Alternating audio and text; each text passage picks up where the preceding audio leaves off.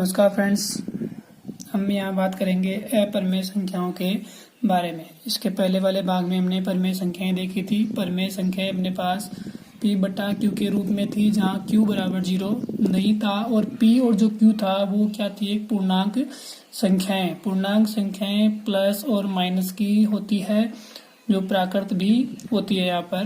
तो प्राकृत की संख्याएं होना चाहिए। अब बात करते हैं अपरिमेय संख्याओं की। सभी रूट की संख्याएं अपरिमेय संख्याएं कहलाती है।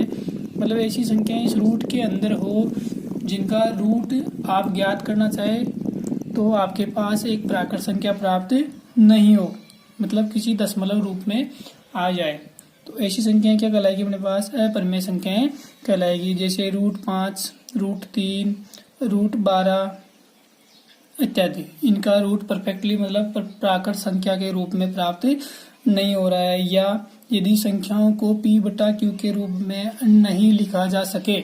p बटा q के रूप में किनको लिखा जाता है, मैं परिमेय संख्याओं को, जहाँ p व q क्या है, पूर्णांक, और q बराबर 0 नहीं होना चाहिए। तो ये p बटा q के रूप में इनको लिखा नहीं जा सकता। जैसे एग्जाम्पल हमने ले लिया, पाई ले लिया। पाई का मान कितना होता है, 3.14 आगे तक इसका चलता रहता है। और अपने पास 0.11 आगे डैश लगा दिया है, मतलब इस एक की पुनरावृत्ति क्या हो रही है, बार बार हो रही है। आगे देखते हैं 5.32 के ऊपर क्या अपने पास रेखा बंधनी, इसको बार कहते हैं। इस बार का मतलब होता है कि इस लाइन के नीचे जो अंक है उसी का बार बार आगे आना। या 5.3232 मतलब 3232 का समूह है, मतलब ये अपने पास रेखा बंधनी द्वारा है।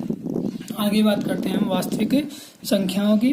वास्तविक संख्याएं क्या होती है, जितनी भी अपने पास संख्याएं हुई है, प्राकृत संख्याएं, पूर्ण संख्याएं, पूर्णांक संख्याएं, परिमेय संख्याएं और अपरिमेय संख्याएं, इन सभी से मिलकर क्या बनती है अपने पास वास्तविक संख्याएं। सभी परिमेय व अपरिमेय संख्याओं के समूह को क्या कहते हैं, हम वास्तविक संख्या कहते हैं। इसे r से प्रकट करते हैं, रियल नंबर।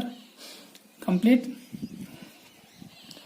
अब बात करते हैं वास्तविक संख्याएं और उनके दशमलव प्रसार। वास्तविक संख्याएं मतलब जो बटे में होगी या बटे में नहीं होगी या रूट में होगी, तो उनका हम दशमलव प्रसार करते हैं। दशमलव प्रसार कैसे किया जाता है वो देखते हैं।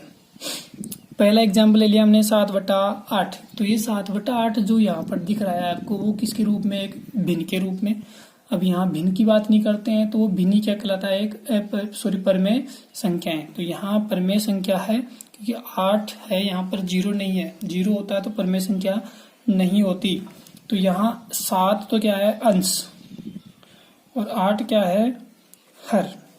तो हर का भाग हमें अंश में लगाना पड़ता है, किसके लिए, दशमलव प्रसार के लिए। दशमलव में किसी भी संख्याओं को चेंज करना है तो अंश में हर का भाग लगा दे। हम यहाँ हर कितना था, 8, और ऊपर अंश कितना था, 7। 8 का भाग 7 में हमने लगाकर देखा है, तो हमने पास जो भागफल आया है वो कितना आया है, 0.875। दशमलव के बाद अंकों को प्रत्येक अंक के साथ बोला जाता है। यहाँ ऐसे नहीं बोल सकते आप यहाँ पर कि 0.875, ये आपका बोलना उचित नहीं है, या इसको कह सकते हैं कि ये गलत है। तो हम यहाँ पर 0.875 के रूप में ही इसको पढ़ेंगे। तो यहाँ हम देखा कि शेषफल कितना आ गया बेटा, 0 आ चुका है। आगे एक और नंबर लिया हमने 1/7। तो यहाँ पर 7 का भाग किस में लगाना है, 1 में लगाना है। तो पहले 1 में 7 का भाग लगाएंगे तो नहीं जाता है, तो क्या लगा दिया हमने, 0, और इसके लिए दशमलव का प्रयोग कर लेंगे। आगे जितनी बार 7 का पहाड़ा से इसमें डिवाइड हो रहा है उतनी बार हमने क्या लिख दिया, इसका भागफल आ चुका है। तो हम देख पा रहे हैं कि 0.142857। अब यहाँ देख सकते हो आप कि पॉइंट के बाद एक एक नंबर ही आ रहा है, लेकिन अब जब लास्ट में हमने देखा कि इसमें जब भाग दिया हमने, तो लास्ट की संख्या कितनी आई, पुनः आया शेषफल। पुनः शेषफल कितना आया अपने पास, 1 आया है। जो 1 क्या था अपने पास, स्टार्टिंग नंबर था, मतलब यहाँ चुका है। तो यही विधि क्या जाएगी, फिर बार बार रहेगी। तो अपने पास ये जो नंबर आया है पॉइंट के दशमलव के बाद, तो ये नंबर ही क्या आएगा, दोबारा आएगा। तो यहाँ आप रेखा बंधने का प्रयोग भी कर सकते हैं। तो यहाँ शेषफल आपके पास 0 प्राप्त नहीं हुआ। पहले वाले में 0 प्राप्त हो गया, इसमें 0 प्राप्त नहीं हुआ है। इसके लिए आप आगे देखो, यहाँ हमने देखा कि भाग देने पर कुछ चरणों के बाद भाग रुक जाता है। जो पहले हमने 7/8 लिया था तो उसमें कुछ चरण मतलब 0.875 इतना भाग जाकर भागफल रुक गया था। तो अपने पास शेष 0 आ चुका था अपने पास। और दूसरे भाग में हमने देखा कि यहाँ हमने देखा कि भाग देने पर कुछ चरणों के बाद अंक की पुनरावृत्ति हो जाती है, अर्थात शेष फल शून्य प्राप्त नहीं होता। तो इसके आधार पर ही दशमलव प्रसार के भाग किए गए हैं। और कितने भाग, 2 भागों में बांटा गया है। पहला भाग है अपने पास शांत दशमलव प्रसार किसे कहते हैं, और अशांत उसका दूसरा नाम है अपने पास अनवसानी अनावर्ती। तो शांत के बारे में पढ़ते हैं कि हर का अंश में भाग लगाने पर, हर का अंश में भाग लगाने पर कुछ चरणों के बाद शेष शून्य आ जाता है, तो ऐसी संख्याओं के प्रसार शांत दशमलव प्रसार कहलाते हैं। आगे बढ़ते हैं, अशांत या अनवसानी अनावर्ती प्रसार। ये क्या होता है, हर का अंश में भाग लगाने पर कुछ चरणों के बाद भाग रुकता नहीं है या शेषफल प्राप्त क्या नहीं होता, 0 प्राप्त नहीं होता है, या खंडों के रूप में पुनरावृत्ति होती है। खंडों के रूप में मतलब जो हमने देखा था अभी कि 0.1428557 की पुनरावृत्ति होना बन रहा था वहां पर आगे, तो वैसे क्या कहलाएंगे, खंड कहलाएंगे। तो ऐसी संख्याओं के प्रसार अशांत दशमलव प्रसार कहलाते हैं। उदाहरण के तौर पर हमने 1/7 पहले देखा था, वापस देख सकते हो आप कि 0.1428557 इसी की क्या हो रही थी मेरे पास, पुनरावृत्ति हो रही थी। तो ये जो है वो क्या रहेगा, खंड रहेगा, मतलब आगे जो आएगा वो एक टुकड़ों के रूप में हो जाएगा। तो यहाँ खंड के रूप में पुनरावृत्ति हो रही है। तो ये अपने पास था कि हमने अपरिमेय संख्याएं पढ़ी, वास्तविक संख्याएं पढ़ी, वास्तविक संख्याएं और उसके दशमलव प्रसार देखे। अब बात करते हैं कि कोई भी आपके पास दशमलव की संख्याएं हो तो उन्हें हम परिमेय संख्याओं के रूप में कैसे लिख सकते हैं। तो दर्शाना है हमें कि 3.1426781 एक परिमेय संख्या होगी या नहीं। देखते हैं, हल कर रहे हैं इसका कि 3.1426781 अपने पास नंबर था। तो नंबर में आप दशमलव देखो कहाँ पर है, 1 2 3 4 5 6 नंबर के बाद क्या था, दशमलव। हमने छोटी कक्षाओं में देखा था कि दशमलव को आप कैसे हटा सकते हो, कि दशमलव कितनी संख्याओं के पहले लगा हुआ है उतनी ही नंबर में आप 0 का प्रयोग कर सकते हो। कहाँ पर, हर में लगाकर। तो कितनी संख्या है, 1 2 3 4 5 6 नंबर के बाद क्या है अपने पास, या 6 डिजिट के बाद आपके पास दशमलव या पॉइंट का प्रयोग किया गया है। तो आपके पास कितने नंबर, 6, 1 2 3 4 5 6 0 लगा के एक के साथ लगा लेते हैं और यहाँ से आपके पास दशमलव हट जाएगा। तो यहाँ आप देख पा रहे हो कि ऊपर भी P है और नीचे Q है। Q 0 नहीं है, वहाँ कितना अपने पास 10 लाख के आसपास है, ठीक है। और यहाँ ऊपर भी अपने पास 31,42,678।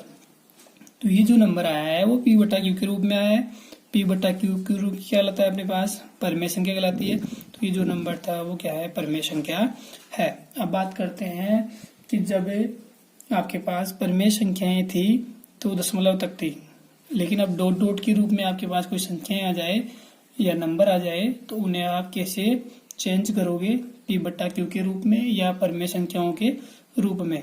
तो हम देख पा रहे हैं यहाँ एक उदाहरण लिया हमने, दर्शाइए कि 0.3333 डैश डैश डैश बराबर 0.3 बार, मतलब 3 की क्या हो रही है यहाँ पर पुनरावृत्ति, 3 बार बार आ रहा है तो 3 के ऊपर आप रेखा बंधने का प्रयोग कर सकते हैं। को P/Q के रूप में व्यक्त किया जा सकता है या नहीं। तो आपके पास क्वेश्चन था 0.333 आगे डैश डैश था और उसको हमने 0.3 बार के रूप में लिख लिया है। आगे देखते हैं, जो अपने पास था उसको हमने मान लिया कि माना x बराबर कितना दे रखा था आपको 0.333, उसको आप समीकरण नंबर 1 मान लेते हैं। ठीक है, तो इसको जब हमने समीकरण 1 माना तो समीकरण 1 और इसमें देखें आपकी पॉइंट के पहले कोई नंबर नहीं है, तो पॉइंट के बाद किस नंबर की पुनरावृत्ति हुई अपने पास 3, किसकी, केवल और केवल 3, एक अंक की पुनरावृत्ति हो रही है यहाँ पर। तो एक अंक को आप 0 की इधर लाना है, तो एक अंक आपको दशमलव क्या जाएगा, पीछे जाएगा। तो पीछे कब जाता है, एक अंक के लिए 10 से गुणा करते हैं, 2 अंकों के लिए 100 से गुणा करते हैं और 3 अंकों के लिए 1000 से गुणा किया जाता है। तो समीकरण 1 को हम 10 से गुणा कर लेंगे, तो इसको 10 से गुणा करोगे तो 10 इंटू एक्स, 10 इंटू एक्स, इसको भी 10 से करेंगे तो 10 इंटू रेखा बंधनी आ गई अपने पास। अब रेखा बंधनी को आप इस प्रकार भी लिख सकते थे, इसको आप याद लगा लो, तो 10 इंटू 0.333, 10 जाता आगे। तो आप इसको हल करोगे तो कितना हो जाएगा अपने पास, ये था अपने पास, यहाँ से इसको देखें 0.333 इंटू 10, 10 इंटू एक्स, 10x बराबर, इसको आप इसको गुणा करोगे तो ये पॉइंट क्या हो जाएगा, एक अंक पीछे चला जाएगा, क्योंकि यहाँ जो गुणा कर रहे हैं वो किसमें है, 10, 10 में कितने जीरो है, एक जीरो है, तो ये एक अंक पीछे चला जाएगा, 2 होते तो 2 अंक पीछे जाएगा, तो यहाँ से एक बार चला गया है।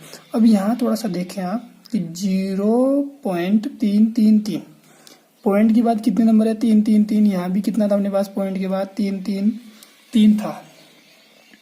तो आप समीकरण 2 और समीकरण 1 को आप घटा सकते हैं, तो 10x में से x घटा देंगे यहाँ पर और इसमें से इसको घटा देंगे, तो पॉइंट के बाद 0.333 कितनी बार हो वो यहाँ पर भी हो सकता है, 0.333 मतलब जो आपके पास ऊपर में कितना था, 3 बार था तो 3 बार लिख लिया, यहाँ 5 बार होता था हम 5 बार लिख सकते थे इसको। तो आप इसमें से इसको घटा सकते हैं, क्योंकि इसकी भी अपरिमित मतलब अनंत बार 3 आ रहा है, तो यहाँ भी अनंत बार आप 3 लिख सकते हैं, तो अनंत बार से अनंत बार कट जाएगा, तो आपके पास कितना बच गया, केवल 3 बच जाएगा। तो इसमें से इसको घटाओगे तो पॉइंट के बाद की संख्या है ये नंबर कट जाएगा, तो 3 बच गए, 10x में से 1 x गया तो 9x, 9x बराबर कितना बच गया, 3, तो x बराबर x के गुणा में कौन है, 9, तो 9 इधर क्या जाएगा भाग में, तो 3/9, और इसमें आप थोड़ा सा सरल रूप में ले सकते हैं, तो 9 में 3 का भाग जा रहा है, 3 का भाग गया तो 1 बार, 3 का भाग गया तो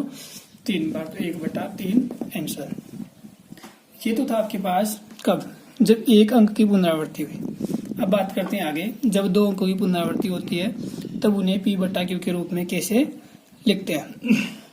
दर्शाइए कि 0.235335, तो आप देख पा रहे हैं कि ये जो 3535 नंबर है वही केवल पुनरावृत्ति हो रही है, लेकिन उससे पहले एक नंबर रह गया है 2, उसकी पुनरावृत्ति नहीं हो रही है, लेकिन वो फिर भी पॉइंट के बाद क्या नंबर है, तो पहले जिसकी अंक की पुनरावृत्ति नहीं हो रही होती उस अंक को हम दशमलव से आगे बाएं तरफ लाने का प्रयास किया, p/q में लिखते हैं। तो जो हमने पास नंबर है उसको हमने मान लिया है, समीकरण नंबर 1 वो x के बराबर। अब समीकरण 1 को किससे करेंगे, 10 से, क्यों, क्योंकि यहाँ पर जो नंबर की पुनरावृत्ति हो रही है वो कितना है, 3 5 3 5 3 5, देखा जाए तो 35 35 35, लेकिन ये जो नंबर है वो कितना रह गया, केवल और केवल 2 नंबर की पुनरावृत्ति नहीं हो रही है, तो 2 नंबर क्या है, एक डिजिट है, एक के लिए हमेशा 10 से गुणा करते हैं, तो इसको 10 से गुणा करेंगे, तो यहाँ हो गया अपने पास x को 10 से गुणा करेंगे और इसको 10 से गुणा करेंगे, तो अपने पास 10 को x से 10x और 10 से गुणा करेंगे तो पॉइंट का चला जाएगा, पीछे की ओर हो जाएगा, तो 2.353535, तो यहाँ हम देख पा रहे हैं कि पॉइंट के बाद कितना आ रहा है, 3535, इसको समीकरण नंबर 2 ले लिया है। तो किस अंक की पुनरावृत्ति हो रही है, 3 और 5 2 अंकों में है, तो यहाँ पर हम 100 से गुणा करेंगे, तो समीकरण 2 को 100 से गुणा कर लेते हैं, तो 10x को 100 से गुणा करेंगे और इस नंबर को भी 100 से गुणा करेंगे, तो 100 को गुणा करेंगे तो पॉइंट के कहाँ चला जाएगा, 2 अंक पीछे, तो ये हो गया 235.3535, ये समीकरण नंबर अपने पास हो गया है 3, इधर हो गया 10x इंटू 100 1000x। आगे देख पा रहे हैं हम कि समीकरण 3 में से समीकरण 2 को आप घटा सकते हैं, समीकरण 3 था आपके पास 1000x बराबर 235.3535 और समीकरण 2 था आपके पास 10x बराबर 2.3535। तो यहाँ हम देख पा रहे हैं कि इधर का पक्ष इधर घट जाएगा, इधर का पक्ष इधर घट जाएगा। तो आप देखो यहाँ पर कि 235.353535 में से 0.3535 ये वाला नंबर जो पॉइंट के बाद का नंबर है वो सेम हमारा दोनों में, तो वो कितनी बार इसमें हो चाहे कितनी बार इसमें हो तो दोनों क्या हो जाएंगे, एक दूसरे से कट जाएंगे। यहाँ बचा अपने पास 235 में से कितना घटाओगे 2, तो कितना हो गया 233, और 1000x में से 10x गया तो 990x, और जो बचा अपने पास x बराबर 233 बटे में आ गया 990। ये था अपने पास अपरिमेय संख्याएं या दशमलव प्रसार की संख्याओं को परिमेय संख्याओं में बदलना।